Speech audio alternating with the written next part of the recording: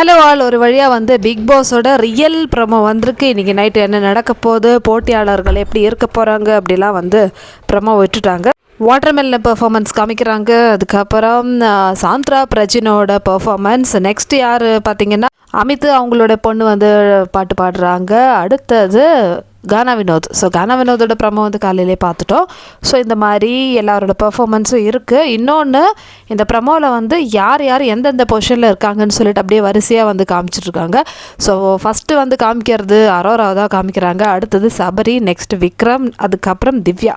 So இதுதான் வந்து position மக்களே. இதில் வந்து நம்மளுக்கு ஆப்போசிட்டாக காமிச்சிருக்காங்க. ஸோ வரிசைப்படி பார்த்திங்கன்னா திவ்யா, விக்ரம், சபரி அண்ட் அரோரா.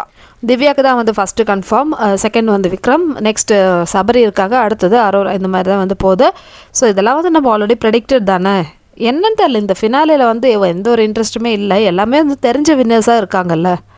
யார் கப்படிக்க போகிறாங்க, யாருக்கு கப்பு கொடுப்பாங்கன்னு சொல்லிட்டு ஆல்ரெடி நம்மளுக்கு தெரியும். பார்வதிக்கு ப்ரமோ போடுவாங்களா இல்லை கூட்டத்தோட கூட்டமாக வந்து உட்கார வச்சுருவாங்களான்னு தெரியல.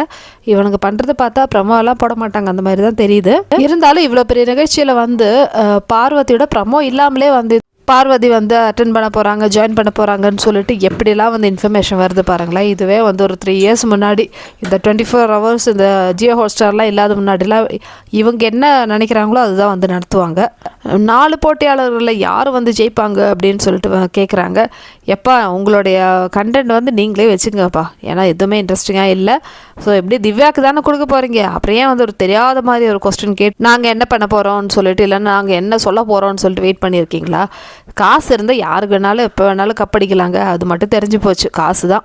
திவ்யாவோட தம்பி வந்து சொன்னது பார்த்தீங்களா, 200% கன்ஃபார்ம் சொல்லிட்டு. நம்ம அப்போவே வந்து எச்சரிக்கையாக இருந்திருக்கணும், எப்படியா இருந்தாலும் திவ்யாவுக்கு தான் தூக்கி கொடுக்க போகிறாங்கன்னு சொல்லிட்டு. அந்த அளவுக்கு வந்து அவ்வளோ பெரிய செலவு பண்ணி இவ வந்து இவ்வளோ பெரிய பிஆர் வந்து செட் பண்ணி இப்போ வந்து கப்பு வாங்குறா. இது எதுக்குன்னே புரியல. இதுக்கு பேசாமல் பிக் பாஸை வந்து கலந்துக்காமலே வந்து கப்பு கொடுத்துருக்கலாமே, அது இன்னும் பெட்டராக இருக்கும்ல. Super idea.